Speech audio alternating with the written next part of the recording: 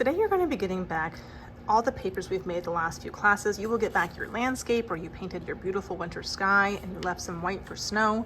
You will also get back our fun textured papers, kind of that brick texture, and our green tree texture. And today we're going to be using different shapes to create a collage. You're going to transform all of these together into a winter cottage. We're going to use our brick textured paper for the building, and then we'll use our green paper to create some fun evergreen trees. The very first thing you will do today is you will glue down and decide kind of where the building part of your cottage will go. It needs to be touching the white snow, that way it's not floating up here in the sky. So your cottage needs to be somewhere in the white snow, and you can decide if you want it to be in the middle or a little bit off to the side. It doesn't matter where it goes, but you want to go ahead and decide that. Today for gluing, we are going to be using glue that's in a cup with a tiny paintbrush. And I'm gonna just put a little bit, especially on my edges, to make sure it's all gonna stick down really good. So I'm just gonna get my glue. If it's very drippy, I don't wanna pull it out like that. I wanna make sure it's kind of touching on the side. That way there are no drips. I'm gonna focus on my corners. So a lot there, a lot here. And this glue is gonna make sure everything sticks down really good. So a little bit of glue in my corners. I don't need huge blobs. And I might just put like a little bit kind of along the edges. You don't want to spend your entire time painting your paper. So a little bit of glue, especially around the edges, and that should be good to go. And I did mine on my messy mat. That way I didn't get glue all over my background. Usually bricks don't go vertically. They normally kind of go side to side. So you can put yours however it seems to fit. I'm gonna stick mine not quite in the middle. I'm gonna go a little off to the side. And I wanna make sure it's down in my snow. I'm gonna stick it, and sometimes this glue takes a minute to set, so if it's not sticking down perfectly right away, just give it a minute, and eventually as the glue starts to dry, it will stick. At your table today, you're gonna get a little tray that has some different shapes. You will find a triangle shape, that's gonna become our roof. There are some different colored rectangles, and you're allowed to choose one of these to be your front door. So you can choose whatever color you think kind of fits your front door best. I might do some of this light green, I like green. And then these papers we're going to use to create our windows. These are some leftover scraps from 5th grade's artworks last time. So maybe choose one or maybe two of these.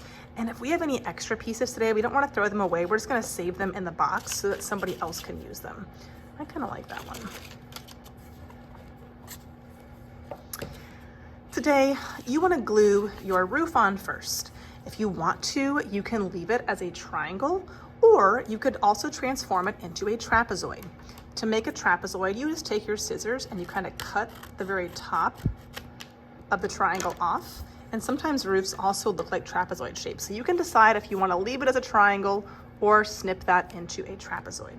And again, once I'm ready to glue, I'm going to pull that messy mat over, make sure I'm on the back side, and I don't need a lot. I don't want dripping, kind of just a little bit right along the edges.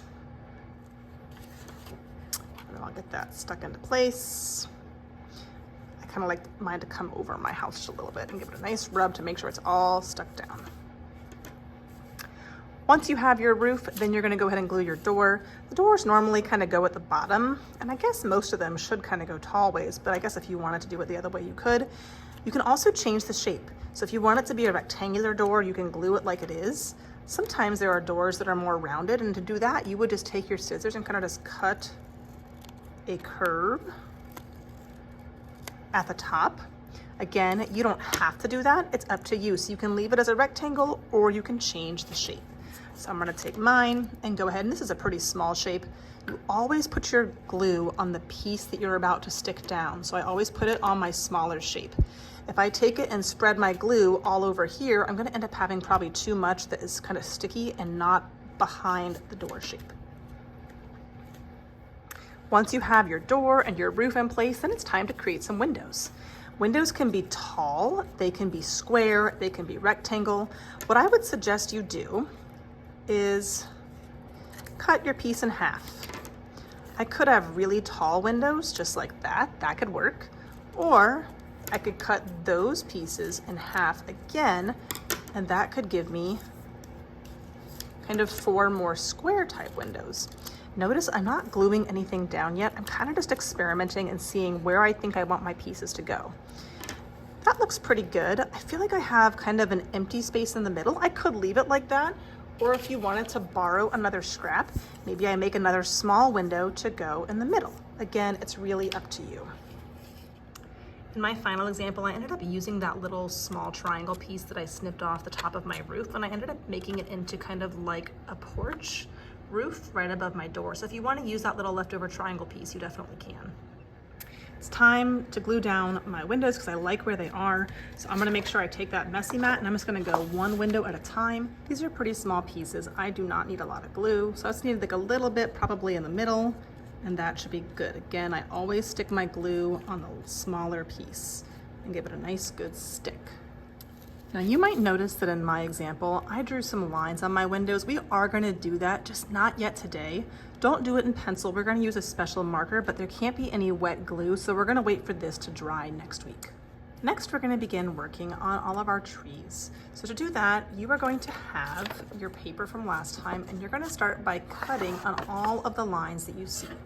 So I would start by taking your scissors and cutting on that long line up the middle. And then you'll take your paper and just cut on those two smaller lines. And it's gonna end up giving you about 6 kind of squares or rectangles. Don't worry about your name if you cut through your name, because these are all gonna be glued onto your background, which has your name on the back. Now, we've got a bunch of squares, but we need more like triangles. So in order to create 2 triangles out of a square, you are gonna cut from one corner all the way across to the opposite corner. And if I cut from here to here, it will split my square in half and give me 2 triangles. Now, if you want just kind of straight edges, that's fine. But if you want more of like a wavy or kind of wiggly edge, here's how you will do that. You will open your scissors up really big and put your scissors all the way at the back. As you close your paper, you kind of just wiggle, as you close your scissors, you kind of just wiggle your paper side to side. I'm closing my scissors really slow. I open them all the way back up and I'm aiming for that opposite corner. I'm gonna wiggle my paper kind of side to side till I get to that opposite corner. And when I cut, I now have 2 triangles from my square. I'm gonna go ahead and do that to each of my squares.